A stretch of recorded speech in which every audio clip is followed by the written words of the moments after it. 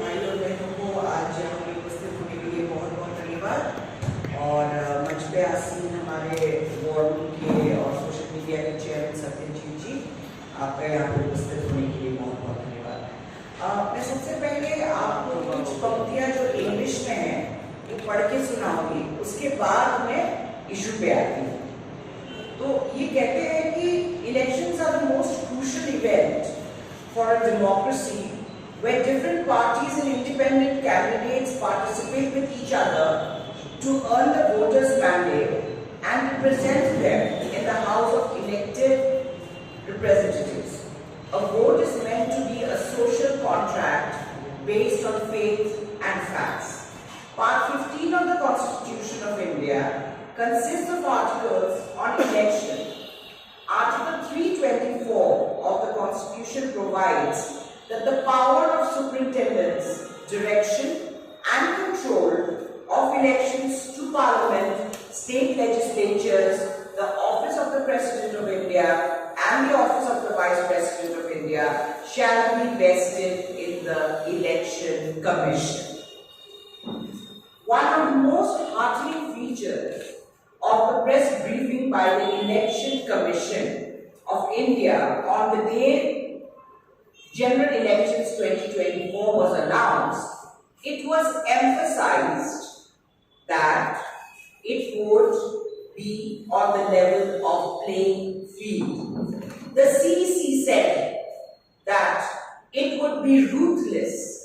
मतलब हिंदी में अगर हम ruthless को बोले तो उसको बोला जाता है बेरहम या फिर निर्मम।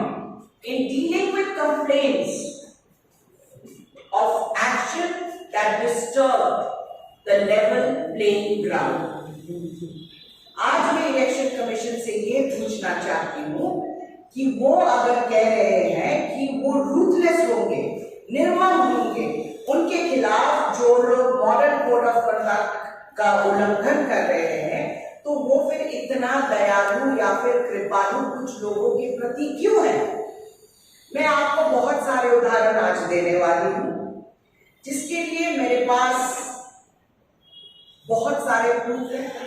हम लोगों ने बहुत सारे कंप्लेंट्स सीईओ को किया है, आरओ को किया है, पर अभी तक हमें सिर्फ ये चिट्ठी लिखा जाता है कि we are looking into it. हमने आज शाम का टाइम मांगा था एक डेलीगेशन लेके जाने के लिए, पर हमें कहा गया कि आप कृपया मेल करें, फिर आपको समय दिया जाएगा। विपक्ष की पार्टियों के लिए ऐसा व्यवहार क्यों? सबसे पहले मैं आपके सामने रखना चाहती हूँ कि ये चिट्ठी 31 मार्च को लिखा गया था, जहां पे इंडियन नेशनल कांग्रेस ने परमिशन मांगी थी अपने होर्डिंग्स लगाने के लिए। हमारे 300 कॉन्स्टिट्यूएंसी लिखे हुए हैं और हमारा वेंडर का भी नाम लिखा हुआ है इसमें कि कौन काम करे।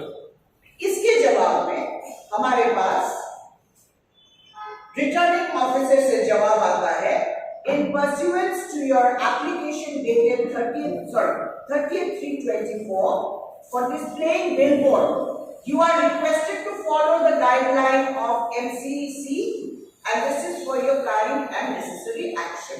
मतलब ये बोला गया है कि आप अगर MCC के रूल्स फॉलो कर रहे हैं तो आपको परमिशन की जरूरत नहीं है। इसको फिर सब्सटैंशिएट करने के लिए मैं आपको एक और पेपर से अवगत कराती हूँ जो इलेक्शन कमीशन से हमें मिला है। इस डॉक्यूमेंट के पहली दूसरी पेज के बिल्कुल ऊपर क्या लिखा हुआ है, मैं पढ़ के आपको सुनाती हूँ।